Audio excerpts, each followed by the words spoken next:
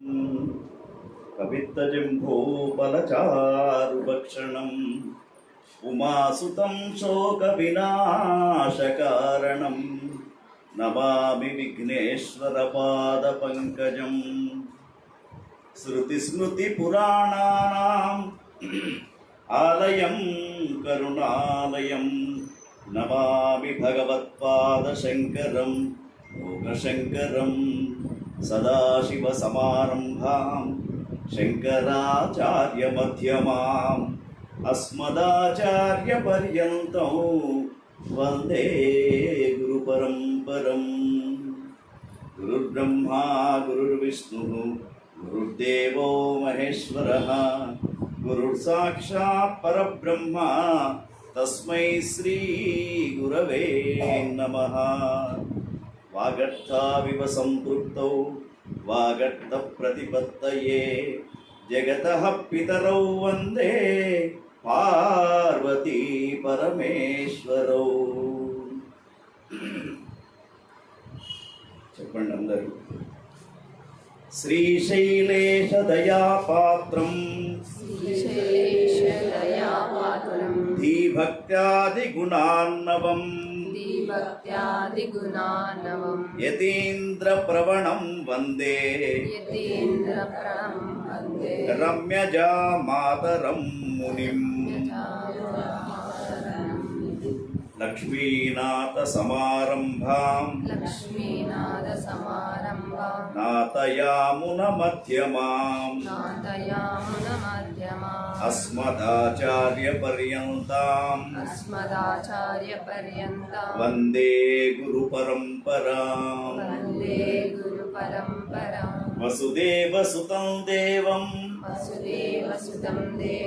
కంసచాణూరమర్దనం దేవకీ పరమానందం కృష్ణం వందే జగద్గురుం. శ్రీకృష్ణం వందే జగద్గురుం. సర్వమంగళమాంగళ్యే శివే సర్వార్థసాధకే శరణ్యే త్ర్యంబకే దేవి నారాయణి నమోస్తుతే. ఓం.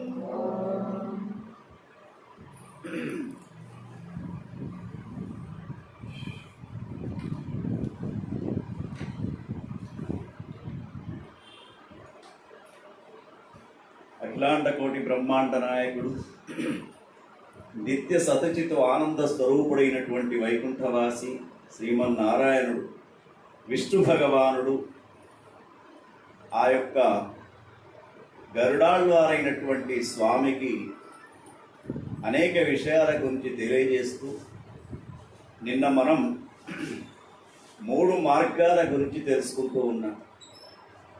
గతించినటువంటి దేహం విడిచినటువంటి జీవి ఈ 3 మార్గాలలో తను ఆచరించినటువంటి పుణ్య ఫలితాలను బట్టి పాప ఫలితాలను బట్టి అతని యొక్క యాతనా శరీరం ఏ మార్గం గుండా పోతుందో ఎవరికి తెలియదు అన్నాడు.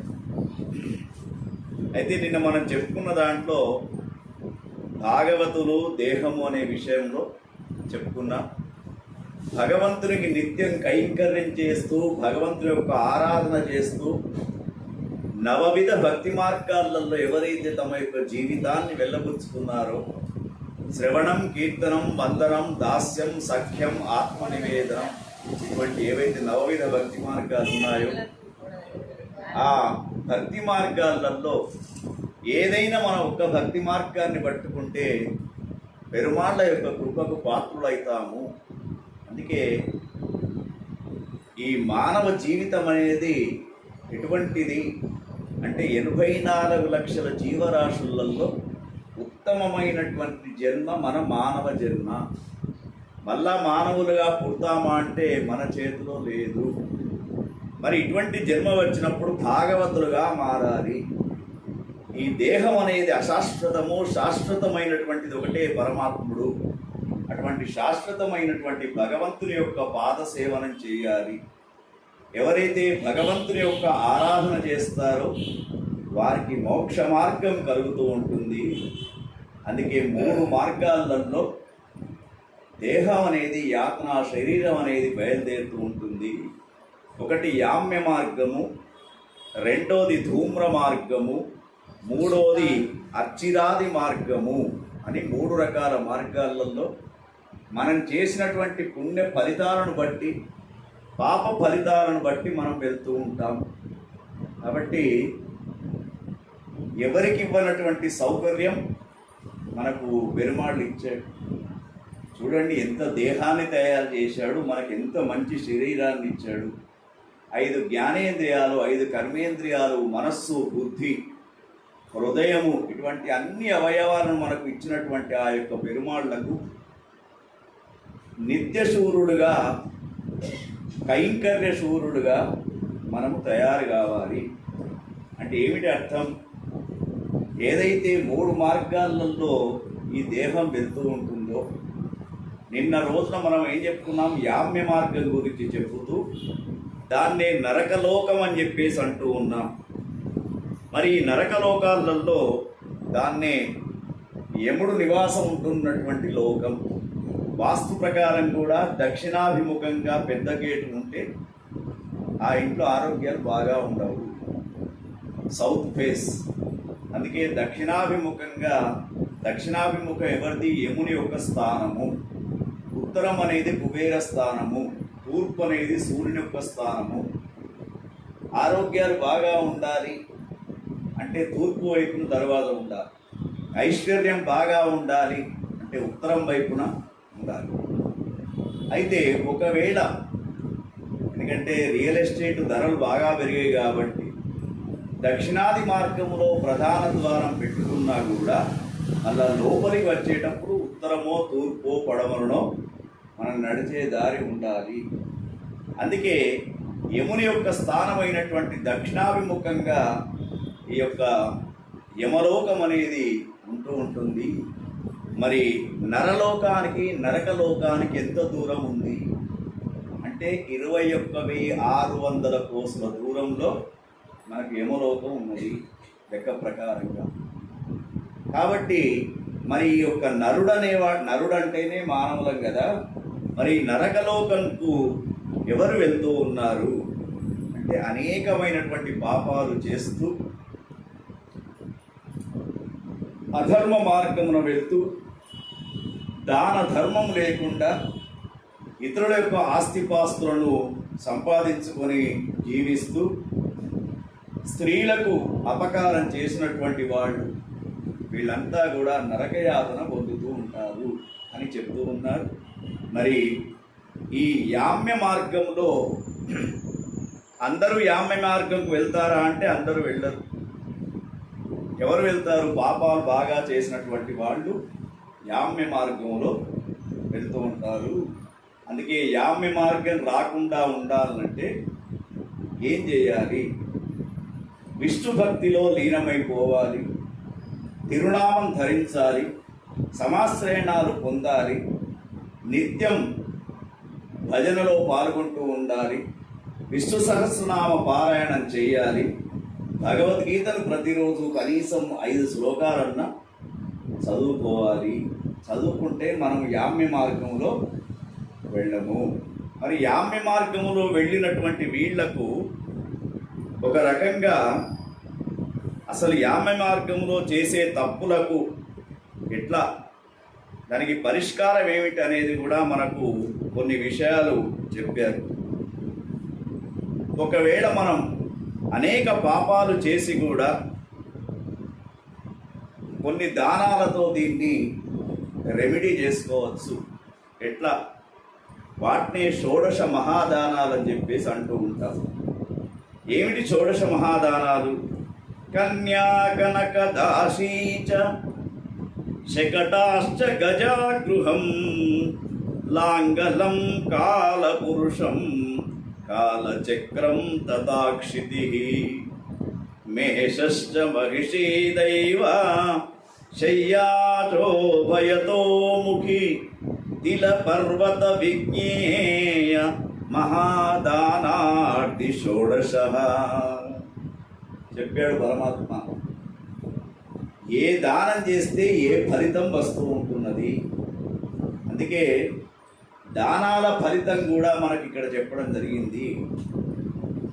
కన్యాదానం చేశామనుకోండి, అందుకే కలియుగంలో రెండు దానాలు గొప్పవి. ఒకటి కన్యాదానం అయితే రెండవది అన్నదానం. ఈ రెండింటిని మించినటువంటి దానాలు వేరే లేవు. కన్యాదానం అంటే మీరంతా కూడా బిడ్డలున్నంత అందరూ కూడా కన్యాదానం చేశారు కదా, పెళ్ళిళ్ళు చేశారు కదా. ఆ కన్యాదానం చేసేటప్పుడు మంత్రాలు చెప్తూ ఉంటారు. ఏమిటి? త్రిగుణీకృత అగ్నిష్టోమ శాంతపన పౌండరీక అశ్వమేధాది శతక్రతు పుణ్యానాం కన్యాదానం. అంటే ఇన్ని యజ్ఞాలు చేస్తే ఎంత పుణ్య ఫలితమో, ఒక కన్యాదానం చేస్తే అంత పుణ్య ఫలితము. అటువంటి కన్యాదానం మరి ఇప్పుడు ఈ సంవత్సరంలో ఒకవేళ మా భాస్కర్కు వాళ్ళ కుటుంబంలో ఎవరైనా కానీ అమ్మాయిలుంటే పెళ్లి చేస్తే అమ్మకు కూడా కన్యాదాన ఫలితం వస్తూ ఉంటుంది. అది మనకు చెప్పాడు. తర్వాత అన్నదానం అనేది మహాదానం అంటారు. మన ఇంటికి ఒక వ్యక్తి వస్తే 10,000 ఇస్తే వాడు ఏమనుకుంటాడు? ఇంకో 10,000 ఇస్తే మంచిగా ఉండాలనుకుంటాడు. కానీ ఇంటికి వచ్చిన వ్యక్తికి కడుపు నిండా భోజనం పెట్టారనుకోండి, అప్పుడు ఏమంటాడు? అన్నదాత సుఖీ భవ అంటాడు. అంటే మన భారతీయ సనాతన సంప్రదాయంలో అన్నదానానికి చాలా శ్రేష్టం ఉన్నది. ఇప్పటికీ కూడా దత్తక్షేత్రాలు, గానగాపురం అటువంటి దత్తక్షేత్రాలలో ప్రతి తల్లి వాసరులు కూడా, ప్రతి తల్లి తన వంటలో ఒక 5 బుక్కల వంట ఎక్కువ వండి పెడుతుందట. మధ్యాహ్నం 12 గంటల నుంచి 1-1:30 దాకా వచ్చే ప్రతి ఒక్క వ్యక్తికి ఒక బుక్క పెడుతుంది. దాన్ని ఏమంటారో తెలుసా? ఆ అన్నదానం. అన్నదానం అంటే ఏమిటి మరి? ఆ సమయంలో వచ్చే ఆ వ్యక్తి ఎటువంటి వాడైనా కానివ్వండి, అభ్యాగతో స్వయం విష్ణు, ఆ సమయంలో ఎవరింటికి వచ్చినా వాడు విష్ణు స్వరూపమే. కాబట్టి విష్ణు స్వరూపంగా వచ్చినటువంటి అతనికి బాసరలో అక్కడ ఇక్కడ పెద్ద వాళ్ళు కూడా గానగాపురం అటువంటి క్షేత్రాలలో ప్రతి ఇంటికి వెళ్ళి ఒక్కొక్క ముద్ద భిక్షమ తీసుకొని దాన్ని ఆహారంగా భుజిస్తారు. భుజిస్తే ముఖ్యంగా పిల్లలకు బాసర క్షేత్రంలో 5 ముద్దలు ఇట్టా తీసుకొని తింటే మహా విపరీతమైనటువంటి చదువు సంస్కారాలు వస్తూ ఉంటాయి. అటువంటి అన్నదానాన్ని మించినటువంటి దానం లేదురా. మరి ఇటువంటి సమయాలలో మనం 11వ రోజు 12వ రోజు భోజనాలు పెట్టినా కొంతమంది అనుమానాలతోటి రాకుంటే ఏం చేయాలి? అనాథ వృద్ధాశ్రమంలో కానీ, పిల్లలుండే హాస్టళ్ళల్లో కానివ్వండి, ఆ అమ్మ పేరు మీద ఏదైతే ఉందో ఒక అన్నదాన కార్యక్రమం ఏర్పాటు చేయాలి. ఎందుకంటే అన్నదానం అనేది చాలా విశేషం. మరి కన్యాదానం చేయడంలో మీరు ఏమిటి లాభం అంటే బ్రహ్మలోక నివాసం ఏర్పడుతూ ఉంటుంది. అంటే గతించినటువంటి ఈ యొక్క అమ్మకు బ్రహ్మలోకంలో నివాసం అనేది వస్తూ ఉంటుంది కన్యాదానం చేస్తే. ఉన్నారా ఇప్పుడు పెళ్లికి? ఆమె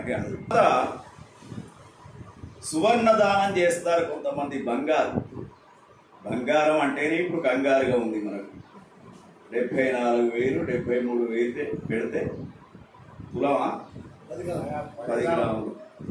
మరి అటువంటి బంగారు దానం చేయాలంటే కూడా కష్టం. కానీ కనీసం 1 గ్రామో 2 గ్రాములో చేస్తే ఏమిటన్నారు? విష్ణులోక సిద్ధి కలుగుతూ ఉంటుంది.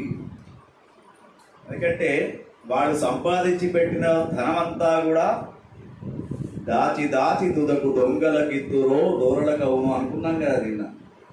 పాపం వాళ్ళు దానం ధర్మం లేకుండా దాచి పెట్టి ఇట్లానే ఒక కథ ఉంది. తమిళనాడులో ఒక పెద్ద ధనవంతుడు, అతడు బాగా డబ్బును కూడబెట్టి ఎవరెవరికి ఇచ్చాడో కొడుకులకు చెప్పాలి. 4 కొడుకులు.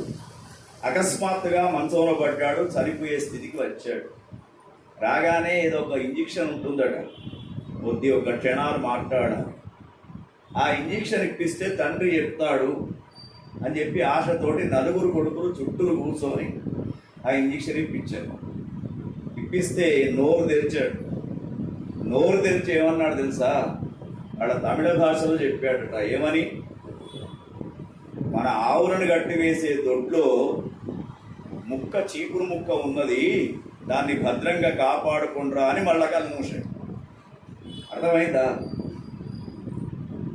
వీళ్ళు ఏమనుకున్నారు పాపం, ఎక్కడెక్కడ ఆస్తులు ఉన్నాయో చెప్తారని చెప్పేసి వీళ్ళు ఇంజెక్షన్ ఇప్పించారు.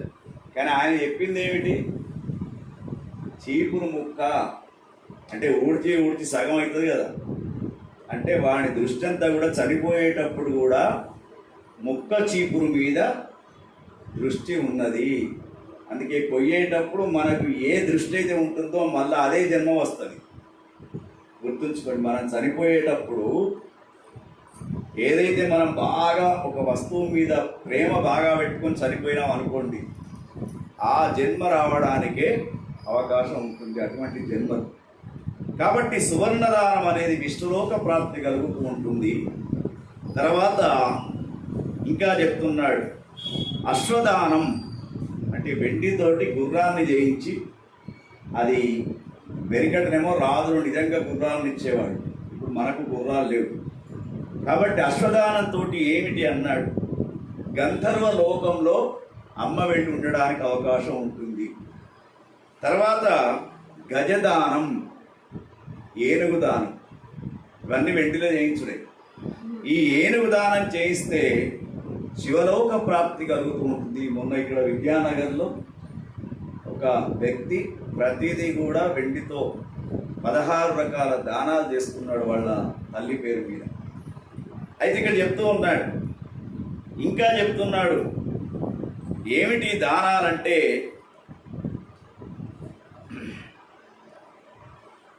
మేషదానం అని ఒకటి ఉంటుంది. మేషదానం అంటే మేక, కానీ ఆ దానం ఎవరు పట్టరు. ఒకవేళ మేషదానం పడితే వాడు 3 రోజులలో వాడికి సీటు రిజర్వేషన్ ఉంటుంది. అది చాలా వరకు ముఖ్యంగా జాతకంలో కుజదోషం ఉన్నటువంటి వారికి ఈ దానం చేయిస్తారు. తర్వాత శయ్యాదానం అనేది చాలా శ్రేష్టం అంటారు. శయ్యాదానం అంటే ఏమిటి? బెడ్, ఆ యొక్క మంచం పైన చక్కగా కొత్త చెద్దర్లు మెత్తలు పెట్టి, తర్వాత భార్యాభర్తలు ఎట్లా ఉండాలి?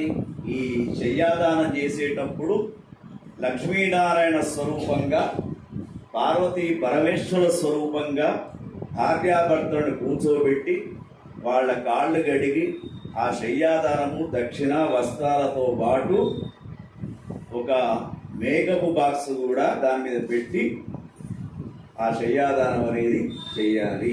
మరి శయ్యాదానం చేస్తే ఏమిటి అంటే వీడికి యమలోకం అనేది ఉండదు. శయ్యాదానం చేసినటువంటి వారికి యమలోకం అనేది ఉండదు అని అన్నాడు. తర్వాత ఇంకా చెప్తున్నాడు వస్త్రదానం. ఈ వస్త్రదానం ఏమిటి అంటే చంద్రలోక ప్రాప్తి కలుగుతూ ఉంటుంది. వస్త్రం అంటే ధోతి కావచ్చు, యజ్ఞోపవితం కావచ్చు, ఏదైనా కావచ్చు. తర్వాత సాలగ్రామ దానం కూడా చెయ్యాలరా. సాలగ్రామ దానం ఏమిటి? సాలగ్రామం అంటే మనం ఏమనుకుంటాం? శంకరుడు అనుకుంటాం. కానీ 3 దేవతలు ఉంటారు, బ్రహ్మ, విష్ణువు, మహేశ్వరుడు. పానపట్టు దగ్గర కిందికి బ్రహ్మ, మధ్యలో విష్ణువు, పైన శివుడు. ఆ యొక్క శివలింగంలో ఉంటారు సాలగ్రామంలో. తర్వాత ఎవరైతే నెయ్యి దానం చేస్తారో, ఆజ్యదానం చేస్తారో వారికి సూర్యలోక ప్రాప్తి కలుగుతూ ఉంటుందిరా.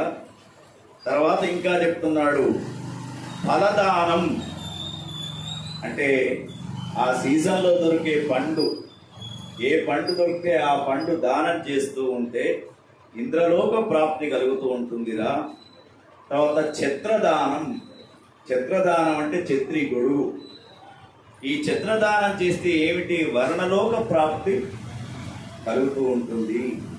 అదేవిధంగా ఇంకా చెప్తున్నాడు దండదానం. దండదానం అంటే ఏమిటి? ముసలివాడు పట్టుకునే చేతి కర్ర.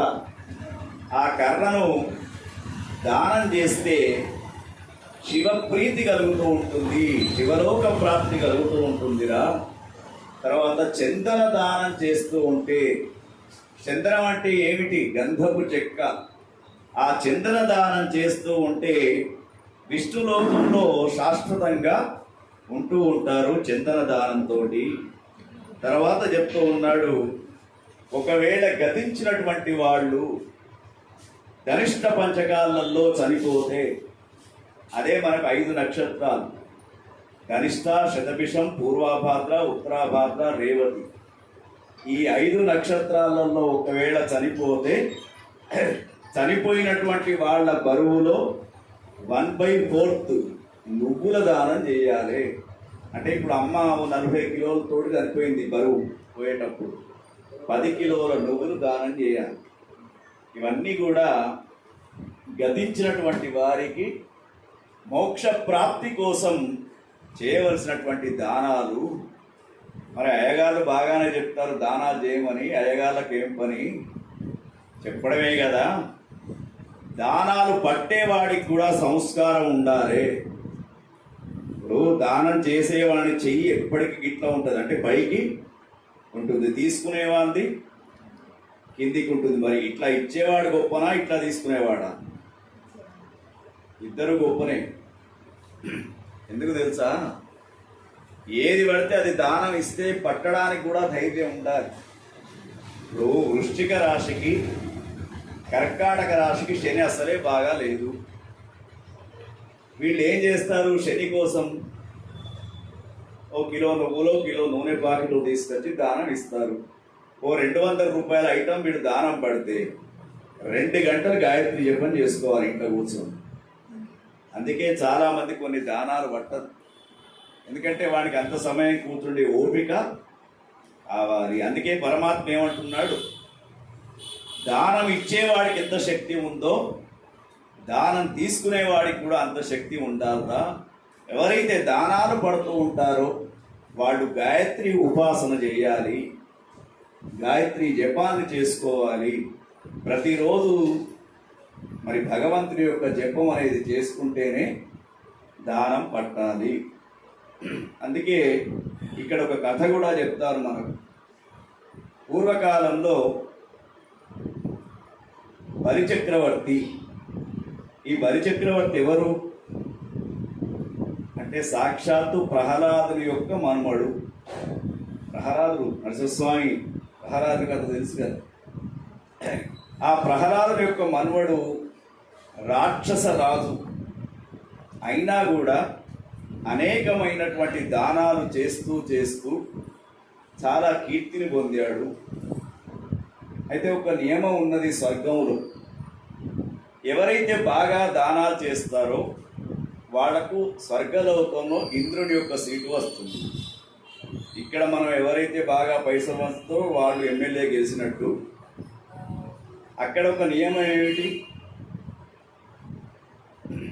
ఎవరైతే బాగా దానాలు చేస్తారో వాళ్ళు ఇంద్ర పదవిని పొందుతారు. వెంటనే బలిచక్రవర్తి దానాలు చేస్తున్న కొద్దీ ఇంద్రుని యొక్క సీటు రోజు రాత్రి కదులుతున్నది. భయపడుతున్నాడు ఇంద్రుడు. అయ్యయ్యో నా సీటు కదులుతున్నదేమిరా అని వెంటనే ఆలోచిస్తే బలిచక్రవర్తి దానాలు కనబడుతున్నాయి. లాభం లేదు, ఇక నేను సీటు దిగిపోవలసిందే అని వెంటనే ఎవరి దగ్గరికి వెళ్ళాడు? శ్రీమన్నారాయణ దగ్గరికి వెళ్ళాడు, పెరుమాళ్ళ దగ్గరికి వెళ్ళి, స్వామి నన్ను నువ్వే రక్షించాలి. బలిచక్రవర్తి అనే రాక్షసరాజు అనేక దానాలు చేస్తూ నా పదవికి వెసరు పెట్టాడు, నువ్వే నన్ను కాపాడాలి తండ్రి అంటే విష్ణు భగవానుడు అన్నాడు పెరుమాళ్ళు, ఏమీ భయపడకురా, వాడు ఎంత దానం చేస్తాడో నేను పరీక్ష పెడతా అని పొట్టి వామన బ్రహ్మచారి రూపం ధరించాడు. ఎట్లా ఉంటాడు? పొట్టిగా, పెద్ద బొర్ర, వెనుకకు జుట్టు, చక్కని పీతాంబర వస్త్రాన్ని ధరించాడు. ధరించేసి కమండలం పట్టుకొని నడుచుకుంటూ బలిచక్రవర్తి రాజ్యంలో అడుగుపెట్టాడు. పెట్టగానే ఆ కాంతి ఎంత ఉన్నదంటే 10,000 సూర్యులు ఒక్కసారి వెలుగు వస్తే ఎంత కాంతి ఉంటుందో అంత వెలుగు వచ్చిందట ఈ యొక్క రాజ్యంలో. రాగానే అందరూ బయటకు వచ్చి చూస్తున్నారు. అయ్యయ్యో, ఎవరు ఎన్నడూ కనబడలేనే, ఇంత వెలుగు వస్తూ ఉందని చెప్పేసి అందరూ నమస్కారం పెడుతూ ఉన్న కొద్దీ బలిచక్రవర్తి వాళ్ళు భటులు వచ్చి, రాజా రాజా, మన ఊరికి ఎవరో ఒక పొట్టి అయ్యగారు వచ్చాడు, అతన్ని చూస్తే చాలా అందంగా తర్వాత వర్చస్సు ఉన్నది అనగానే తీసుకురండిరా అని చెప్పేసి లోపలికి ఆహ్వానం చేసి కుర్చీ మీద కూర్చోబెట్టారు. సింహాసనం మీద కూర్చోబెట్టి బలిచక్రవర్తి అడుగుతున్నాడు, స్వామి, ఊరకెరారు మహానుభావులు, మరి మీరు ఇంతవరకు మా యొక్క రాజ్యంలో ఎన్నడూ కనిపించలేదు, మీరు ఎక్కడి నుంచి వచ్చారు, మీరు ఏమి చేస్తుంటారు, మరి మా రాజ్యానికి ఎందుకు వచ్చారంటే, అప్పుడు ఆ యొక్క వామనమూర్తి అన్నాడట, నీవు దానం బాగా చేస్తున్నావు కదా, నీ దాన గుణం ఎటువంటిదో చూడడానికి వచ్చానయ్యా అనగానే రాక్షసుల యొక్క రాజు ఎవరు తెలుసా? శుక్రాచార్యుడు. రాక్షసుల యొక్క గురువు ఎవరు? దేవతల యొక్క గురువు బృహస్పతి, రాక్షసుల యొక్క గురువు శుక్రాచార్యుడు. వెంటనే శుక్రాచార్యుడు దివ్య దృష్టితో చూశాడు. చూసి వచ్చిన వాడు ఎవరో కాదు, నల్లనివాడు, దొంగ, చిన్నప్పటి దొంగతనాలు చేసి అత్తకు కోడలకు లొల్లి పెట్టినటువంటి వెన్న ఒకరి ముఖానికి ఒకరు పూసి అనేక రకాలైనటువంటి బాల్య క్రీడల ద్వారా ఉన్నటువంటి కృష్ణ పరమాత్మనే ఇప్పుడు వామనమూర్తిగా వచ్చాడు.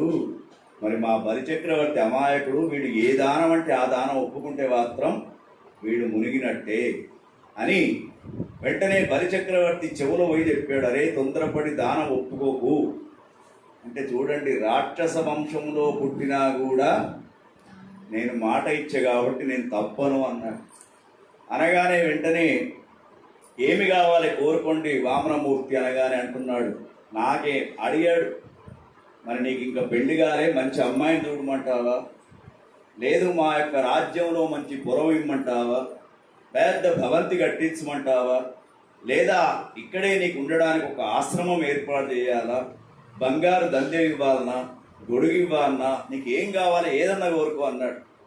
పిచ్చి రాజా, నాకు అవన్నీ ఇవ్వద్దు, 3 అడుగుల యొక్క 3 పాదాలు మోపేంత స్థలం కావాలి నాకు అనగానే అప్పుడు బలిచక్రవర్తి మనస్సు అనుకున్నాడట, అయ్యయ్యో పిచ్చి బ్రాహ్మడు ఉన్నాడు, నా దగ్గరికి వచ్చి 3 అడుగుల జాగ అడగడం ఏమిటి, దానం కూడా వ్యక్తిని బట్టి అడగాలి. నువ్వు టాటా బిర్లా దగ్గరికి పోయి ఒక బ్రాహ్మణుడు అడిగాడు, నా బిడ్డకు పెండ్లు పెట్టుకున్నా 1 క్వింటాల్ బియ్యం ఇవ్వని చెప్పి అడిగాడు. ఎవరిని? టాటా బిర్లా. అవసరమా టాటా బిర్లా దగ్గరికి క్వింటాల్ బియ్యం? కానీ దానం అనేది వ్యక్తిని బట్టి అడగాలి. వెంటనే మనస్సు అనుకున్నాడు, బయట కానలే బలిచక్రవర్తి. అనుకోకుండా వెంటనే ఆ భార్య వచ్చింది. ఆ వామనమూర్తి యొక్క పాదాలను బంగారు పల్లెంలో పెట్టి ఆ యొక్క కమండలంతో నీళ్లు పోస్తూ ఉన్నారు. పోస్తూ ఉన్నప్పుడు చూడండి, నమో బ్రహ్మణ్య దేవాయ గోబ్రాహ్మణ హితాయ చ జగద్దితాయ కృష్ణాయ గోవిందాయ నమో నమః. నమోస్తనంతాయ సహస్రమూర్తయే సహస్రపాదాశిరోర్బాహవే సహస్రనామ్నే పురుషాయ శాశ్వతే సహస్రకోటి యుగధారిణే నమః. బోలో వామనమూర్తికి. చక్కగా పాదాలు గడుగుతూ ఉన్నాడు. ఈ నమోస్తనంతాయ సహస్రమూర్తి అనేది మనం కన్యాదానం చేసేటప్పుడు పందిట్లో అల్లుని కాళ్ళు కడిగేటప్పుడు కూడా ఇదే శ్లోకం చెప్తారు. అల్లుడు మరి ఏమిటి? ఆ రోజు వరకు జామాత స్వయం విష్ణువు అంటే విష్ణు స్వరూపుడే అల్లుడు. మరి అయ్యగారు విష్ణు స్వరూపుడు అల్లుడు అయితే నా బిడ్డ లక్ష్మీ స్వరూపురాలు. కాబట్టి అట్లా పాదాలు గడుగుతున్నప్పుడు ఇక శుక్రాచార్యునికి మనసున పట్లే, వెంటనే 9 రూపం ధరించాడు. ఆ కమండలం వచ్చాడు నీళ్లు పడకుండా. చొర్రగానే భగవంతుడికి తెలియదా సర్వాంతర్యామి, వెంటనే దర్భకర్రని తీశాడు, ఒక్క పొడుచు పొడిచాడు. పొరవగానే ఏమైంది? ఒక కన్ను పోయింది. అందుకే మా భాస్కర్ దానాలు చేసేటప్పుడు మీరు ఎవరైనా ఉచిత సలహాలు ఇస్తే మీరంతా శుక్రాచార్యులు అవుతారు. ఈ కథ చెప్పిందే అందుకునే. అంటే ఎవరైనా ఉచిత సలహాలు బాగా ఇస్తుంటాము. ఎవరైనా అతడు ఏదో దాన గుణం ఉంటుంది, దానం ఇద్దాం అనుకుంటున్నాడు, పక్కకు వచ్చి గంత ఇస్తారా గింత ఇస్తారా, నీకేం పని లేదా, ముందర బిడ్డ లగ్గనుకున్నది, ఇబ్బంది అన్ని పాడు చేస్తావా అని ఇట్లా అన్నాడు అనుకోండి, వీళ్ళంతా ఏమవుతారు? జాగ్రత్త, శుక్రాచార్యులుగా మాట్లాడరా. అందుకే దానం అనేది ఆ విధంగా ఉంటూ ఉంటుంది. దాన ప్రక్రియ అనేది చేయడం, తర్వాత దానం చేసేటప్పుడు కూడా గోత్రము చెప్పుకొని ప్రతి దానానికి అమ్మ పేరు తీసుకుంటూ దానం చెయ్యాలి. ఎందుకంటే ఇంకో మీకు అనుమానం రావచ్చు, ఇక్కడ దీపం పెడితే అక్కడ వెలుగొస్తుందా, ఇక్కడ గొడిగిస్తే అక్కడ ఆమెకు వానపడకుండా పట్టుకుంటుందా, ఇటువంటి సామాన్యమైనటువంటి అనుమానాలు. కానీ ఒకటి చెప్తే ఉదాహరణ వినండి. ఒక మందలో గోవులు మేత మేస్తూ ఉన్నాయి, ఆవులు. పక్కకు ఇంకొక మందలో లేగలు గడ్డి తింటున్నాయి. అలా ఒక లేగ అంబా అన్నది అనగానే ఈ యొక్క గోవుల మందలో ఉన్నటువంటి ఒక తల్లి ఉరికిపోయి దానికి పాలిచ్చింది. ఇది భగవంతుని సృష్టి కాదా? అంతేనా కాదా? అంటే మనకు తెలుసా ఇది బిడ్డ అది తల్లి అని? కానీ అది ఎవరు పెట్టింది? భగవంతుడే, పెరుమాళ్లే ఆ యొక్క కృపను ఇచ్చాడు. ఇప్పుడు దీంతో మాట్లాడుతున్నాం కర్ణ పిశాచితోటి. అమెరికాలో ఉన్నవాడు మాట్లాడతలేరా? కాబట్టి మన భావన మంచిగా ఉంటే మనం చేసే దాన ప్రక్రియ కూడా బాగానే ఉంటుంది. ఈ విధంగా మరి యామ్య మార్గం గుండా పోకుండా, యమలోకానికి వెళ్లకుండా ఎవరైతే ఈ విధమైనటువంటి దాన ప్రక్రియ చేసుకుంటూ ఉంటారో ఆ దాన ప్రక్రియలోనే ఇవన్నీ చెప్పుతూ ఇంకా అంటున్నాడట,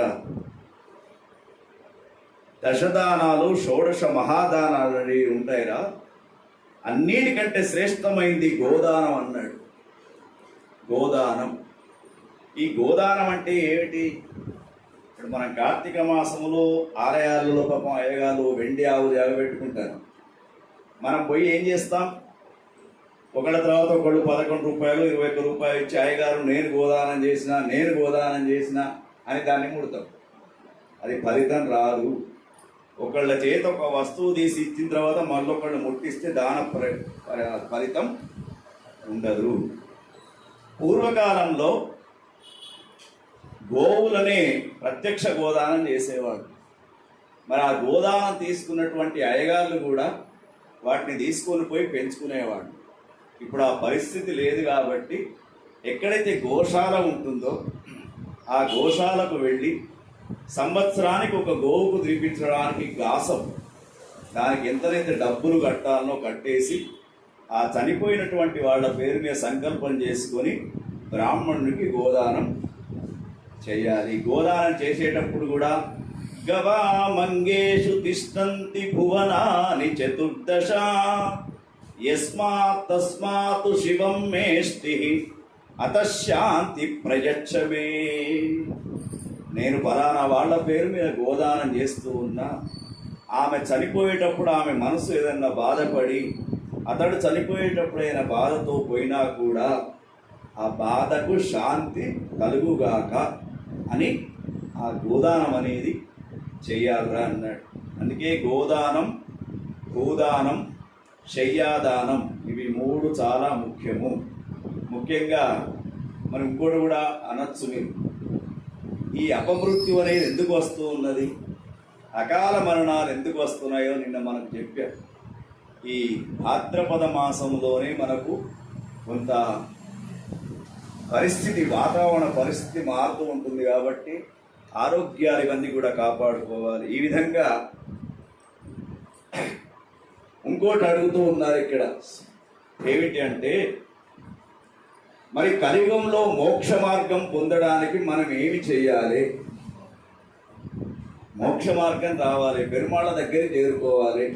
అప్పుడు మనం ఏం చేయాలి అంటే చెప్తూ ఉన్నాడు, కలవు నామ సంకీర్తనం. కలియుగంలో నామ సంకీర్తనం కావాలి. నేను చెప్పాను కృష్ణ కృష్ణ రామ రామ. అయితే వెంటనే మనకు ఒక ప్రశ్న, సెల్ ఫోన్లలో రింగ్ టోన్లు వచ్చినాయి కదా, నేను మంచి రింగ్ టోన్ పెట్టుకుంటా కృష్ణ కృష్ణ రామ రామ అని పెట్టుకున్న తర్వాత పోయేటప్పుడు నా చెవు దగ్గర పెట్టుకుంటా, కథం అయిపోయాను. కానీ ఆ టైంలో ఏది గుర్తుకు రాదు, గుర్తుకుంది. మనం అనుకుంటాం కానీ ఏది కూడా మనకు గుర్తుకు రాదు. దానికి ఒక కథ చెప్తున్నాడు, భాగవతంలో ఉన్నది. అజామినుడు అనే ఒక బ్రాహ్మణోత్తముడు నామ జపం ద్వారా వైకుంఠానికి చేరుకున్నాడు పెరుమాళ దగ్గరికి. ఎట్లా? పూర్వకాలంలో ఒక బ్రాహ్మణోత్తముడు ఉండేవాడు. అతడు ప్రతిరోజు అగ్నిహోత్రాన్ని వెలిగించి హోమం చేసిన తర్వాతనే, యజ్ఞం చేసిన తర్వాతనే భోజనం చేసేవాడు. అంత నిష్ట గలవాడు. అతనికి చాలా రోజుల తర్వాత సంతానం కలిగింది. ఆ సంతానం ఏమిటి? ఒకడే ఒక కొడుకు. వాని పేరు అజామినుడు అని పెట్టుకున్నాడు. ఆ అజామినుడు పెరిగిన తర్వాత 11 సంవత్సరాలకు ఉపనయనం, 18 సంవత్సరాలకు పెళ్లి కూడా చేశాడు. చేసిన తర్వాత ఒకటే కొడుకు. అప్పటికి ఈయనకు 70 సంవత్సరాల వయస్సు వచ్చింది. అయితే ఈయన ప్రతిరోజు ఏం చేసేవాడు తెలుసా? తండ్రి గొడ్డలి పట్టుకొని అడవికి వెళ్ళి హోమం చేసుకునే ఎండుకూరలన్నింటినీ కొట్టుకొని భుజం పైన పెట్టుకుని వచ్చి ఇంట్లో హోమం చేసిన తర్వాతనే భోజనం చేసేవాడు. ఆ హోమం చేసేటప్పుడు ఇప్పుడు మనం ఏం చేస్తున్నాం? పెద్ద పెద్ద కర్పూర పిల్లలు వేసి వెలిగిస్తున్నాం. కానీ ఆయనే సూర్యుడికి ఎదురుగా నిలబడి అగ్నిబీలే పురోహితం అంటూ వేదమంత్రం చదివితే చేతిలో అగ్నిదేవుడు వచ్చేవాడు. ఆ అగ్నిని హోమకుండంలో వేసి అతడు హోమం చేసేవాడు. అంత నియమనిష్టలు కలిగి ఉన్నటువంటి వ్యక్తికి అజామినుడు కొడుకు. చాలా చక్కగా విద్యాబుద్ధులన్నీ నేర్పాడు. నేర్పిన తర్వాత ఒకరోజు 70 సంవత్సరాలకి ఈయనకు అనారోగ్యం అయింది. మంచంలో పడుకొని అంటున్నాడు, అజామిలా, నువ్వు అడవికి వెళ్ళి కొన్ని సమిధలు కొట్టుకొని రారా, నేను హోమం ఇంట్లోనే చేసుకుంటా, ఈరోజు నాకు చేతనైతలేదు, నాకు శరీరం అనుకూలంగా లేదు అంటే ఇంతవరకు ఎన్నడూ పోలే అజామినుడు అడవికి. వెంటనే చాలా మంచి వర్చస్సు, ఎత్తు, శిస్తు అన్నీ ఉన్నాడు. భుజం మీద గొడ్డలు పెట్టుకుంటే పరశురాములాగా కనబడుతున్నాడు. వెంటనే వెళ్ళాడు, అడవికి వెళ్ళాడు, ఎండు ఆ కర్రలు కొట్టుకున్నాడు. కొట్టుకొని భుజం మీద పెట్టుకొని నడుస్తూ వస్తూ ఉన్నాడు. అందుకే కాలము సమయము మన చేతిలో లేకుండా అన్ని దుర్బుద్ధులే పుడతాయి. దానికే ఈ కథ. వస్తూ ఉండగానే ఎదురుగా ఒక చెట్ల పొదలలో ఒక శూద్ర జాతికి సంబంధించినటువంటి యువతీ యువకుల యొక్క సంగమాన్ని చూశాడు. చూడగానే వీని మనస్సు చలించింది. ఆ శూద్ర జాతికి సంబంధించినటువంటి యువతి చాలా అందంగా ఉండడంతో ఆమెను అనుభవించాలనే కోరికతోటి ఆ కర్రల కింద వేశాడు. ఆ గుడ్డలతోటి వాడిని చంపాడు. చంపి ఆ యువతి దగ్గరనే ఉన్నాడు. తల్లిదండ్రులను మర్చిపోయినాడు, భార్యను మర్చిపోయినాడు. ఇట్లా కొన్ని సంవత్సరాలు గడుస్తూ ఉన్నాయి. 10 మంది కొడుకులు పుట్టారు. పుట్టిన తర్వాత చివరి వాడు 5 సంవత్సరాల పిల్లవాడు. అప్పటికి వీడు మంచంలో పడ్డాడు అజామినుడు. పైన 3 యమదూతలు కనబడుతున్నారు వీడికి భయంకరమైనటువంటి వేషాలతో. అప్పటికే ఆ రోజు సాయంకాలం సంధ్యా సమయంలో సనక సనందనాది ఋషులు నడుస్తూ నడుస్తూ ఈ గుడిసె దగ్గరికి వచ్చారు. పూర్వకాలంలో ఋషులు ఎక్కడికి సంధ్యా సమయంలో వస్తే అక్కడనే ఉండి రాత్రి బంకుళ్ళను ఉంటుండేవి పాత ఇళ్ళలో. అక్కడ ఆగి సంధ్యావందనాలు చేసుకుని మళ్ళీ ఆ పండు తిని పొద్దున లేచి వెళ్ళిపోయేవాడు. లోపలికి వచ్చారు. రాగానే మంచం ఎదురుగా వీడు పడుకొని ఉన్నాడు. చిన్నపిల్లవాడు ఆడుకుంటూ ఉన్నాడు. ఆ చిన్నపిల్లవాడు లేచి రండి రండి అని చెప్పి నమస్కారాలు చేశాడు. మీకు ఏమేం కావాలో నాకే చెప్పుకుంది అన్నాడు. పండు నీళ్లు అన్ని తెచ్చిచ్చాడు. తెచ్చిచ్చిన తర్వాత సనక సనందనాది ఋషులు సంతోషపడ్డారు ఈ యొక్క పిల్లవాడిని చూసి. ఆహా, ఏమి వర్చస్సురా అనేది, నీ పేరేమిట్రా అడిగారు. మా అమ్మ నాన్న నాకు పేరు పెట్టలే అంటే, నువ్వు సాక్షాత్తు నారాయణ స్వరూపులాగా ఉన్నావు కాబట్టి నీ పేరు నారాయణుడు అని పెట్టారు. పెట్టగానే అది నేను చెవులో పడ్డది, మంచంలో ఉన్నటువంటి తండ్రి చెవు పడగానే ఆ పైన యమకింకళ్ళు కనబడేసరికి భయపడుతూ వణుకుతూ ఉన్నది శరీరం అంతా కూడా. వణుకుతూ ఉండగా ఈ చిన్న పిల్లవాడు ఏదో కాపాడతాడని చెప్పేసి ఓరి నారాయణ ఓరి నారాయణ ఓరి నారాయణ అని 3 సార్లు పిలిచాడు. పిలవగానే విష్ణుదూతలు ప్రత్యక్షమైనారు పైన. యమదూతలకు విష్ణుదూతలకు పంచాయతీ పడ్డది. మీరెందుకు వచ్చారు, మీకు ఇక్కడ అసలు వర్కే లేదు, పనే లేదు. వాడు పుట్టింది బ్రాహ్మణ వంశంలో, కానీ చేసింది మహాపాపం చేశాడు కాబట్టి వాడిని మా యమధర్మరాజు తీసుకురమ్మన్నాడు, మీరు వెళ్ళండి అంటే లేదు లేదు, వాడు ఎన్ని పాపాలు చేసినా మాకు సంబంధం లేదు. కానీ చివరికి వాడు ఏమన్నాడు, నారాయణ అని ఎప్పుడైతే పిలిచాడో మా భగవంతుడు ఇక్కడికి పంపించాడు మమ్మలను, మేమే తీసుకుపోతామని వీళ్ళు ఇటు విష్ణుదూతలకు అటు యమదూతలకు పంచాయతీ యమధర్మరాజు దగ్గరికి పోయింది. పోగానే యమధర్మరాజు దగ్గర పంచాయతీ వెళ్ళగానే అన్నాడు యమధర్మరాజు, అయ్యయ్యో పిచ్చివాళ్ళారా, ఓ యమదూతల్లారా, వాడు ఎన్ని పాపాలు చేసినా చివరికి భగవంతుని యొక్క నామ సంకీర్తనం చేశాడు కాబట్టి వాడు విష్ణులోకానికి వెళ్తాడురా అన్నాడు. అనగానే విష్ణు భగవానుడు వచ్చి అజామిలతో చెప్పాడట, అరే మూర్ఖుడా, పుట్టింది బ్రాహ్మణ వంశంలో, ఎందుకంటే ఆ బ్రాహ్మణ వంశంలో పుట్టినటువంటి ప్రతివాడు ధర్మంతో ఉండాలి. ఎందుకంటే దేవుని తర్వాత దేవుడు బ్రాహ్మణుడు అని సమాజం భావిస్తుంది కాబట్టి నువ్వు చేసింది మహాపాపంరా, నీకు ఇంకా 5 సంవత్సరాల జీవించడానికి వయస్సిస్తూ ఉన్నా ఆ గంగానది తీరంలో ఉండి నిత్యం సంధ్యావందనాది జప తపాదులు చేసుకొని హోమం చేసుకొని 5 సంవత్సరాల తర్వాత నువ్వు వైకుంఠానికి రారా అని విష్ణు భగవానుడు చెప్పి వెళ్ళాడు. ఈ కథ చెప్పంగానే నన్ను అడిగారు, ఇక అయ్యగారు ఎంత మంచి ఉపాయం చెప్పింది మీరు, మేము ఎన్ని పాపాలు చేస్తే ఏమున్నది, సెల్ ఫోన్లో కృష్ణ కృష్ణ రామరామ పెట్టుకుంటాం, పోయేటప్పుడు చెవు దగ్గర పెట్టుకుంటే కథం మాకు విష్ణులోకమే వస్తుంది కదా, వైకుంఠం నుంచి విమానం వస్తుంది కదా అని చెప్పేసి అన్నారు. అంటే కలియుగంలో మనుషుల యొక్క ఆలోచన విధానం. కానీ మనం చనిపోయేటప్పుడు మనం అనుకుంటాం ఏది కూడా గుర్తుకు రాదు, తెలుసా? గుర్తుకు వస్తుందా? పక్క కూర్చున్న బంధువులందరూ కూడా ఏడుస్తూ ఉంటారు తప్ప రామకృష్ణ అని అంటూ ఉంటారా? మా అమ్మ అదే చనిపోయేదాకా ఆమె చెప్పాను కదా నిన్న, చనిపోయే క్షణం వరకు మేమందరం చుట్టూ కూడా అదే మంత్రం, నారాయణ మంత్రమే జపించాం. అది నారాయణ మంత్రం, అష్టాక్షరి మంత్రము జపించడం అనేది పూర్వజన్మ సుకృతం. ఒకటే ఏమిటంటే ఆమె కర్మ సిద్ధాంత ప్రకారంగా మరణం అనేది సరిగ్గా రాకున్నా కూడా నారాయణ జపంతో పోయిందా. కాబట్టి మోక్ష మార్గం ఆ పరమపదానికి వెళ్తూ ఉన్నది ఇప్పుడు అమ్మ. పరమపదం అంటే ఎక్కడ? వైకుంఠానికి మెల్లమెల్లగా నడుస్తూ ఉన్నది అమ్మ. అయితే ఎవరైతే ఇట్లా నామ సంకీర్తనం చేస్తారో, కలవు నామ సంకీర్తనం, అన్నమయ్య 32,000 కీర్తనలు రాసి వెంకటేశ్వర స్వామిలో లీనమైపోయినాడు. అందుకే కదా ప్రతి వ్యక్తి కూడా అన్నమయ్య రాసిన కీర్తనలు చదువుతూ ఉంటే విపరీతమైనటువంటి వేదాంత తత్వం వస్తూ ఉంటుంది. పుట్టుటయు నిజము పోవుటయు నిజము, నట్ట నడిమి పని నాటకమో, నానాటి బ్రతుకు నాటకమో, కానక కన్నది కైవల్యమో,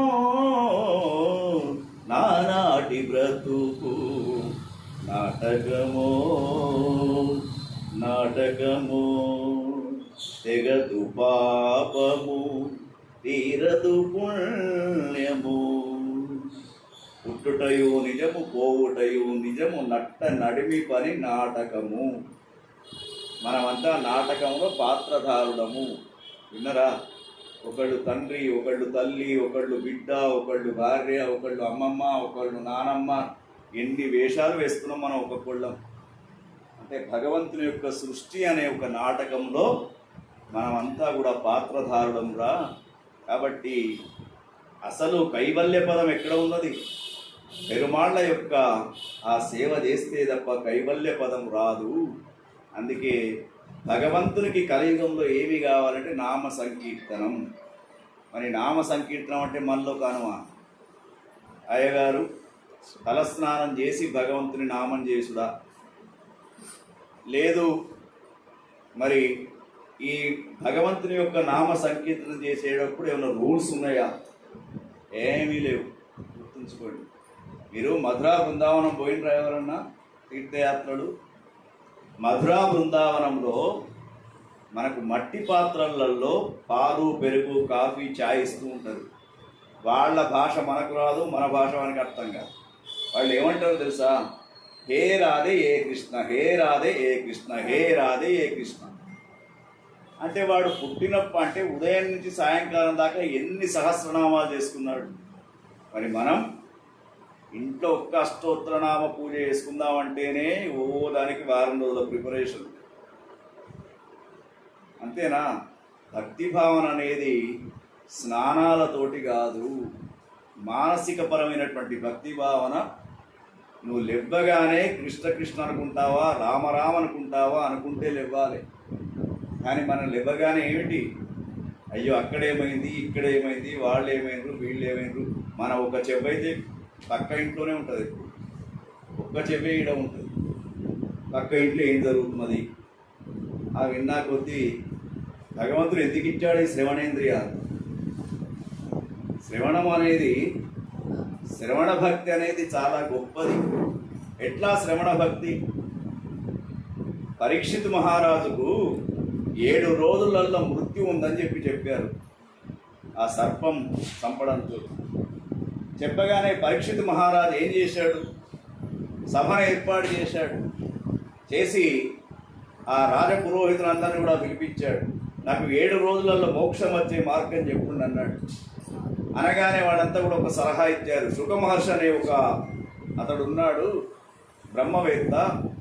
అతని ద్వారా మీరు భాగవత సప్తాహం వింటే మీకు మోక్షం వస్తుందన్నారు. మరి శుక మహర్షి అంటే ఏమనుకుంటున్నారు? చిన్న పిల్లవాడు, 20 సంవత్సరాలే. అతడు ఎక్కడ కూడా 5 నిమిషాలు ఆగాడు. ఎప్పుడు నడుస్తూ నడుస్తూ వెళ్తూ ఉన్నాడు. పరీక్షిత్ మహారాజు అతడు రాగానే నమస్కారం చేసి ఆపాడు. ఆపిన తర్వాత శుక మహర్షిని కోరుకున్నాడు. స్వామి, నాకు 7 రోజులై నేను జీవించడానికి సమయం ఉన్నది. ఈ 7 రోజులలో మరణం అనేది వస్తుంది శాపగ్రస్తం వల్ల. 7 రోజులలో మోక్షం పొందడానికి నాకు భాగవత ప్రవచనం చెప్పండి అనగానే శుక మహర్షి కూర్చొని 7 రోజులలో భాగవతాన్ని చెప్తున్నా కొద్దీ ఆ యొక్క పరీక్షిత్ మహారాజు కొద్దిగా కదలకుండా ఒకటే స్టెబిలిటీగా కూర్చొని విన్నాడు. విన్నంతలోనే మోక్షం అనేది వచ్చింది. అందుకే శ్రవణ భక్తి. వినడం వినడం వినడం, లిజనింగ్ లిజనింగ్ లిజనింగ్, వింటూ ఉండాలి. వింటూ ఉన్న కొద్దీ ఒక్కొక్కళ్ళ దగ్గర కొన్ని రకాల విషయాలు మనకు తెలుస్తూ ఉంటాయి. ముఖే ముఖే సరస్వతి. ఒక్కొక్కళ్ళ ముఖంలో ఎటువంటి సరస్వతి మాత అనుగ్రహం ఉంటుందో తెలియదు. కాబట్టి వినడం నేర్చుకోవాలి. మరి ఇప్పుడు మన పిల్లలకు వినడం అనేది అస్సలే లేదు. ఉన్నదా చెప్పండి? తల్లిదండ్రి మాటలు చెప్తున్నా కొద్దీ వాడు పైంటంగా ఎక్కించుకుని ఉరకనే ఆగనే ఆగ. ఎప్పుడైతే వినడం నేర్చుకుంటామో వాడి యొక్క జీవితంలో స్టెబిలిటీ అనేది ఏర్పడుతూ ఉంటుంది. అందుకే భక్తి భావన ఇట్లా చెప్పుతూ ఈ విధంగా ఎవరైతే అజామిలోపాఖ్యానం వింటారో, ఆ పెరుమాళ్ళ యొక్క నామ సంకీర్తనాన్ని ఎవరైతే చేస్తారో, కృష్ణ కృష్ణ రామ రామ శివ శివ మీరు ఏదనుకుంటారో ఆ నామ సంకీర్తనతోటే పెరుమాళ్ళ దగ్గరికి చేరుకోవడానికి, యమయాతనలు పొందకుండా, యామ్య లోకానికి చేరకుండా, యముని దగ్గరికి చేరకుండా మనము అచ్చిరాది మార్గంలో వైకుంఠానికి వెళ్ళడానికి అవకాశం ఉంటుంది అని ఇట్లా అనేక కథలను చెప్తూ ఉన్నారు. తర్వాత ఇక మరొక మార్గం ఏమిటి అన్నాడు. మరొక మార్గం ఏమిటంటే ధూమ్ర మార్గము. ఇప్పుడు యామ్య మార్గం అయిపోయింది. యామ్య మార్గం అంటే యమలోకానికి వెళ్ళడం, మధ్య మధ్యలో ఇంకా అవసరమైతే చెప్పుకుంటాం. కానీ తర్వాత ధూమ్ర మార్గం అని చెప్పబడుతుంది. ధూమ్ర మార్గం అంటే ఏమిటి? ధూమ్రము అంటే పొగ మనసు. ధూమ్రము అంటే పొగ మనసు. అంటే ఈ ధూమ్ర మార్గంలో ఉన్నటువంటి ఇంద్రలోకము ఇటువంటి అన్నీ కూడా ఏమిటన్నాడు? స్వర్గం, ఇంద్రుడు, ఈ లోకాలన్నీ కూడా ధూమ్ర మార్గంలో ఉంటుంది. అంటే ఎవడైతే నిత్యం భోగ సమన్వితంగా ఎప్పుడు భోగాలే కావాలి, ఎప్పుడు ఆనందమే కావాలి, ఎప్పుడు సంతోషమే కావాలనుకునే వాళ్లకు ధూమ్ర మార్గంలో వెళ్తూ ఉంటారు. కానీ ధూమ్ర మార్గంలో వెళ్తున్నటువంటి వాడికి దేవత లోకంలో కూర్చున్నా కూడా మనకి ఏమీ లాభం లేదన్నాడు. ఎందుకు తెలుసా? దేవతలకు కనురెప్పలు ఉండవు, ఈ కనుబొమ్మలు ఉండవు, వాళ్ళకు నిద్ర ఉండదు, వాళ్ళు ఎప్పుడు ఇట్లా చూసుకుంటే కూర్చుంటారు. తర్వాత వాళ్లకు మనలాగా ఆకలి ఉండదు. మనం ఇప్పుడు ఏ ఆకలి అయితే ఆ విధంగా మంచిగా ఏదైతే అది చేసుకొని తింటున్నాం రుచులుగా.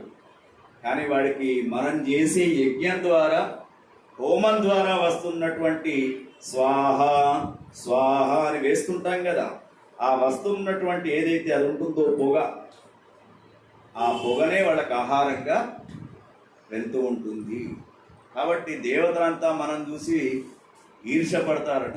అయ్యయ్యో కలియుగంలో మానవులు చూడు, అక్కడ చూడండి వాళ్ళు వేడి వేడి మిరపకాయ బజ్జీ తింటున్నారు, రకరకాలైనటువంటి పదార్థాలు తింటున్నారు, ఇంకా ఏవో తింటున్నారు. కానీ మనం తినడానికి మనకు అదృష్టం లేదు. మంచిగా తిన్న తర్వాత హాయిగా నిద్రపోతున్నారు కళ్ళు మూసుకొని. నిజంగా వాళ్ళు ఎంత అదృష్టవంతులు, వీళ్ళకి నిద్ర లేదు, తిండి లేదు. మరి మనమంతా కూడా ఈ రెండింటి కోసమే కష్టపడుతున్నాం కదా, నిద్ర కోసము, తిండి కోసం. ఎవడైతే సమయానికి తిని సమయానికి నిద్రపోతాడో వాడే అదృష్టవంతుడట కలియుగంలో. ఎవ్వడు లేడు. చూడండి, చాలామందికి నిద్ర లేదు, తిండి లేదు. ఉన్నదా? ఇప్పుడు ఒక వ్యక్తి డాక్టర్ దగ్గరికి పోయినాడు. 10 రైస్ మిల్లులు ఉన్నాయండి ఆయనకు, 10 రైస్ మిల్లులు ఉన్నాయి. పోయినాడు, షుగర్ టెస్ట్ చేశాడు, ఫుల్ షుగర్ 400/240 పోస్టలు బిఫోర్ అన్నీ వేసిన తర్వాత చెప్పాడు డాక్టర్, మీకు 10 రైస్ మిల్లులు ఉన్నాయని చెప్తున్నారు కదా, రేపటి నుంచి ఒక్క గింజ తిన్నా మీరు ఢామ్. తింటాడా వాడు? చెప్పండి. 10 రైస్ మిల్లులు ఉంటే ఏం లాభం? అందుకే మనం ఉన్నది కూడా తినడానికి మనకు అర్హత లేదు అనుకుంటాం. సుఖం సుఖం సుఖం ఎక్కడ పొందుతున్నారు? సుఖం. తర్వాత నిద్ర ఉండదు, విపరీతమైనటువంటి టాబ్లెట్స్ వేసుకుంటారు. నిద్ర కూడా వేసుకుంటుంటారు కానీ వాళ్ళకి నిద్ర కూడా ఉండదు. అందుకే ఎవడైతే సకాలంలో భోజనం చేస్తూ ఆ తిన్న తిండిని అరిగించుకుంటూ ఎవడైతే సరి అయినటువంటి నిద్రపోతూ ఉంటారో వాడే నిజమైనటువంటి అదృష్టవంతుడు. అంతే కదా. ఇప్పుడు ఈ కలియుగంలో వేరే ఏమున్నదమ్మా? ఏమీ కూడా లేదు. అందుకే ఇక్కడ ధూమ్ర మార్గంలో ఏ యాతనా శరీరాలు వెళ్తూ ఉంటాయో అవి శాశ్వతమైనటువంటి సుఖాన్ని కోరుకుంటూ ఉంటాయి. ఎప్పటికీ కూడా మన జీవితంలో శాశ్వతమైనటువంటి సుఖం అనేది ఎవరికి కూడా లేదు. ఇప్పుడు ఇక్కడ మీరు ఇంతమంది ఉన్నారు, మిమ్మల్ని మా రేవతి ఇంటర్వ్యూ తీసుకుంటుంది ఒక్కొక్కరి దగ్గర మైకు పెట్టి. ఏమని? అమ్మా నువ్వు చెప్పు, నీకేందమ్మా 2 ఇళ్ళు ఉన్నాయి, మంచి 2 కొడుకులు ఉన్నారు, మస్తు ఆస్తి ఉన్నది అంటే అన్నీ ఉన్నాయి కానీ అని మొదలవుతుంది. ఏంది? నా కొడుకు నాకు అన్నం పెట్టాడు, నా కోడలు నన్ను ఎప్పుడు తిడుతుంది, బాగా చదువుకున్న పండితుడు ఉన్నాడు, అతని దగ్గర పోయి మైకు పెట్టండి. నేను బాగా మీకేంటి, మీరు బాగా పండితులు, అవు కరెక్టే, కానీ నా తర్వాత నా కొడుకు పండిత పుత్ర పరమశుంఠ, మనకి ఏమీ కూడా రాదు అని వాడు చెప్తాడు. ఎవరి దగ్గరికన్నా ఓన్లీ 100% పర్ఫెక్ట్ ఉన్నటువంటి వ్యక్తిని చూపించండి. నాకు ఎవరు కూడా లేరు. ఎందుకంటే పరమాత్మ ఒకడే చెప్తున్నాడు. ఎందుకు మరి ఇంత జరుగుతూ ఉంది? ఎవరైతే పెరుమాళ్ళ యొక్క సేవ చేస్తలేరో, మనం చెప్పుకుంటే గొప్పతనం కాదు అమ్మది. చనిపోయేటప్పుడు కూడా నామం కృష్ణ కృష్ణ రామ రామ ఓం నమో నారాయణ ఓం నమో భగవతే వాసుదేవాయ ఇటువంటి నామాలు గుర్తుకు వచ్చినాయంటే పూర్వజన్మ సుకృతం, ఇప్పుడు ఆమె చేసినటువంటి పుణ్యం. రెండు ఉంటే తప్ప రావు. ఇప్పుడు నేను పురాణం చెప్తున్నా కొద్దీ మీరు కూడా సుఖంగా నిద్రపోతున్నారు. ఇద్దరు ముగ్గురిని గమనిస్తున్నాను నేను. అందులో మా భాస్కరే మంచిగా పడుకున్నాడు. ఎందుకో తెలుసా, కలియుగంలో నిద్రాదేవికి అన్ని అనువైన స్థానాలు. నిద్రాదేవి బ్రహ్మను అడిగిందట, నువ్వు మానేస్తావు, మరి నేను ఎక్కడెక్కడికి పోవాలి అంటే, ఎక్కడైతే పురాణాలు నడుస్తున్నాయో అక్కడ పో ఫస్ట్. ఎక్కడైతే భజనలు నడుస్తున్నాయో, ఇంత భజనలో సౌండ్ చేస్తారు, ఊగేటోళ్ళు ఊగనే తెలుసా. అందుకే నిద్రాదేవి అనేది ఇదంతా ఎందుకు ఒక గమ్మత్ జోకు. మొన్న మంచిర్యాలలో భాగవత సప్తాహం చెప్తుండగా బొల్లం రాజయ్య గారు అని చెప్పి మన కొత్త ప్రతాప్ వీళ్ళ చుట్టం, వాళ్ళ తండ్రి చనిపోతే ఆయన సంవత్సరీకం లోపల భాగవతం పెట్టారు మంచిగా. ఒక వ్యక్తి వచ్చి గిట్టనే కూర్చుంటుండే ఎదురుగా. నాకు 60-70 ఏళ్ళు ఉన్నాయి. రాగానే ఒక్కసారి నమస్కారం పెడుతుండే మంచిగా హాయిగా. నేను శ్లోకాలు ప్రార్థన మొదలుపెట్టే కానీ స్టార్ట్ ఇట్లా ఇట్లా. నేను అనుకుంటున్నా 3 రోజులు చూసినట్లా. నేనేమనుకున్నా, పోనీ శ్రద్ధగా వింటున్నాడు, కళ్ళు మూసుకొని భగవంతుని యొక్క ధ్యానంతో వింటున్నాడు అనుకుంటా. 3వ రోజు అడిగిన, ఏమయ్యా నిన్న కథ ఏం కథ జరిగింది? భాగవతంలో మనం 2 రోజులు విన్నాం కదా, మనం నిన్నటి కథ కొద్దిగా ఏమైనా చెప్తావా అన్న. అవి అయ్యగారు మీరు కథ చెప్పిండ్రా? ఇక్కడనే కూర్చున్నాడు అమ్మ గమ్మత్తున్నా. అంటే అయ్యో మీరు వింటుండ్రు కానీ అయ్యగారు మీకు అసలు రాస్తుంది. ఇంకోటి ఏమడిగాడు తెలుసా, మీ పురాణం ఎన్ని రోజులు అడిగాడు అంటే 7 రోజులు ఉంటుంది సప్తాహం. ఎందుకు గంత తక్కువ? మా పొల్లములతో చెప్తా, నేను ఒక 2 రోజులు పెట్టుమని చెప్తాను అంటే ఎందుకు? ఇంకా చెప్పుడు, 2 కొడుకులు నాకు నిద్రగోడిన కట్టలు తెచ్చిస్తుండ్రు. ఎన్ని వేసుకున్నా కూడా మీరు ఇట్లా కూర్చున్నప్పుడు నాకు వచ్చిన నిద్ర అట్లా వస్తలేదు. నేను చాలా అదృష్టవంతుని కాబట్టి. అంటే ఈ నిద్రాదేవి యొక్క లక్షణాలు. అందుకే మధ్య మధ్యలో బోలో శ్రీకృష్ణ భగవానికి అనగానే భయపడు. అది నిద్రాదేవి యొక్క లక్షణం. కాబట్టి ఒక రకంగా భగవంతుని యొక్క నామ సంకీర్తనం అనేది మనం అనుకున్నటువంటి స్థితిలో రాదు. భగవంతుని యొక్క నామ సంకీర్తనం, దానికి మడి ఇవన్నీ ఏమి అవసరం లేవు. నీ మనస్సుకు ఎప్పుడు అనిపిస్తే ఉదయం లేవగానే, ఇంకోటి ఉదయం లేచి కారు కింద పెడుతున్నా కొద్ది సముద్రవసనే దేవి చదువుకోవాలి. తర్వాత త్ర్యంబకం యజామహే సుగంధిం పుష్టివర్ధనం ఉర్వారుకమివ బంధనాన్ మృత్యోర్మృక్షి యమామృతాత్. ఈ మంత్రం అర్థం ఏమిటి తెలుసా? త్ర్యంబకుడు అంటే శంకరుడు. అంటే స్వామి, నా వల్ల ఏ జీవి చనిపోయినా దానికి మోక్షం వచ్చుగాక. మరి ఎట్లా అది? ఇప్పుడు మీరు తల్లులంతా కూడా ఉదయం ఊడుస్తూ ఉంటారు, ఇళ్ళు ఊడుస్తూ ఉంటారు. ఊడ్చేటప్పుడు అట్లానే నడిచేటప్పుడు మన కాళ్ళ కింద ఎన్నో క్రిమికీటకాలు పడి చనిపోతూ ఉంటాయి. చీపురు కింద కూడా పడి, అంటే మన వల్ల రోజుకు ఎన్నో జీవులు కూడా ఆ చనిపోయినటువంటి మనం జీవులను చంపాం కాబట్టి అది ఏమవుతుంది? బ్రహ్మహత్యా పాతకం అవుతుంది. దాన్ని ఏమంటాం? బ్రహ్మహత్యా పాతకం. అంటే బ్రాహ్మణులను చంపితేనే బ్రహ్మహత్య కాదు, ఏ జీవి చనిపోయినా అది బ్రహ్మహత్యా పాతకం. అట్లా పాపం రాకుండానే ఈ త్ర్యంబక విరామహే అనే మంత్రాన్ని, దానికి స్నానం గీనం ఏం అవసరం లేదమ్మా, కాలు కింద పెట్టేటప్పుడు చదువుకుంటూ దిగాలి. ఇవన్నీ కూడా మనకు ధర్మ మార్గంలో చెప్పబడుతూ ఉన్నాయి. యామ్య మార్గములో వెళ్తున్నటువంటి యాతనా శరీరం స్వర్గలోకంలో ఇంద్రుని దగ్గర నివాసమై నిత్య భోగ సంపన్నమై ఉంటూ ఉంటారు.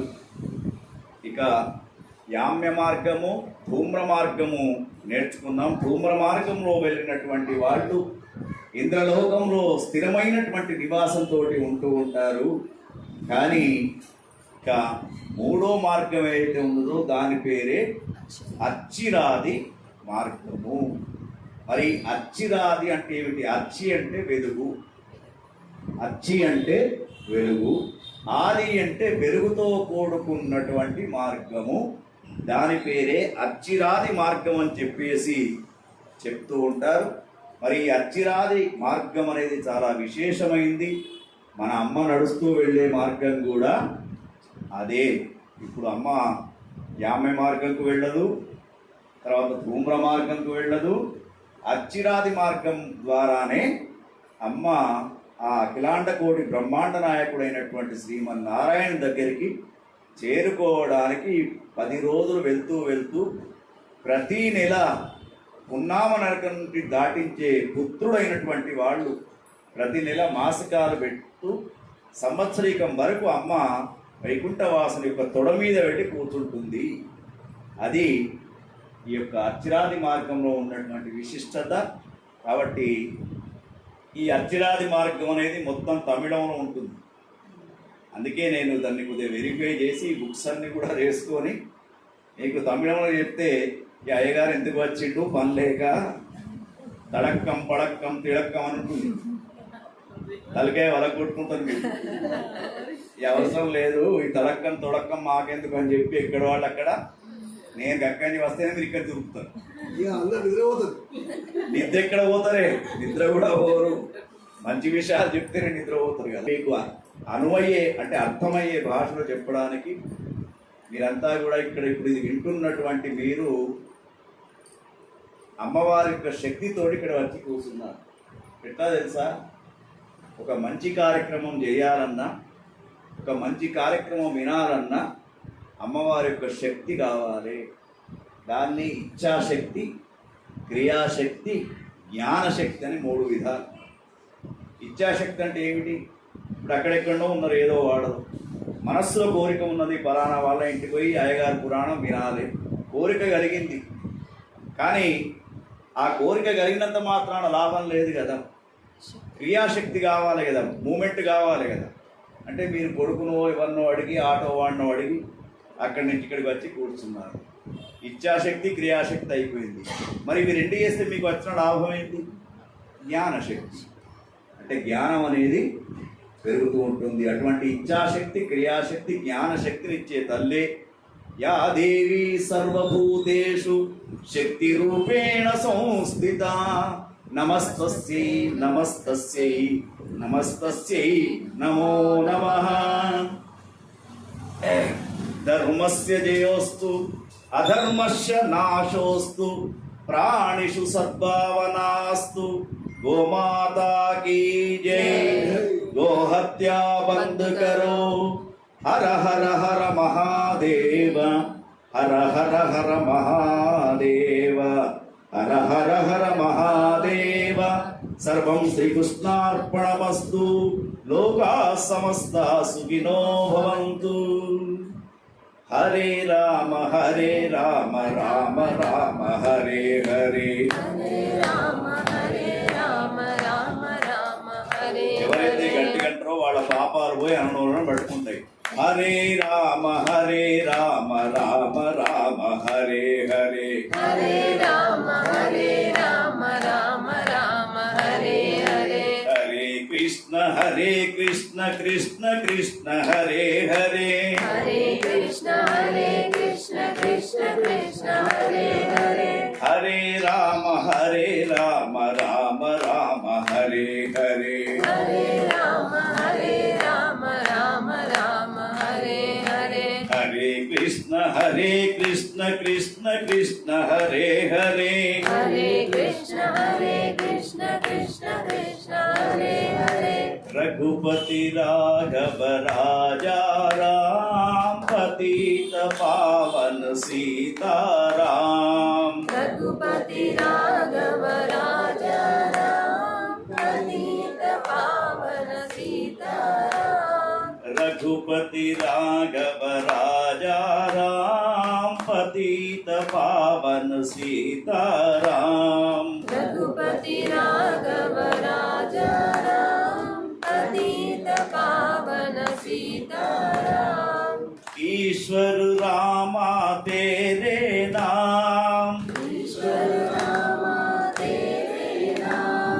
ईश्वर रामा तेरे नाम,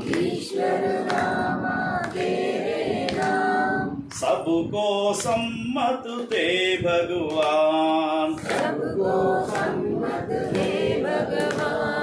रघुपति राघव राजा राम, पतित पावन सीताराम। रघुपति राघव राजा राम, पतित पावन सीताराम। जय श्रीमन्नारायण जय श्रीमन्नारायण, जय श्रीमन्नारायण जय श्रीमन्नारायण, जय श्रीमन्नारायण जय श्रीमन्नारायण, जय श्रीमन्नारायण जय श्रीमन्नारायण, जय श्रीमन्नारायण जय जय जय, जय श्रीमन्नारायण जय जय जय, जय श्रीमन्नारायण जय जय जय, जय श्रीमन्नारायण जय जय जय। नमः पार्वतीपतये हर हर हर महादेव, हर हर हर महादेव, हर हर हर महादेव। सर्वं श्रीकृष्णार्पणमस्तु, लोकाः समस्ता सुखिनो भवन्तु। मंगళ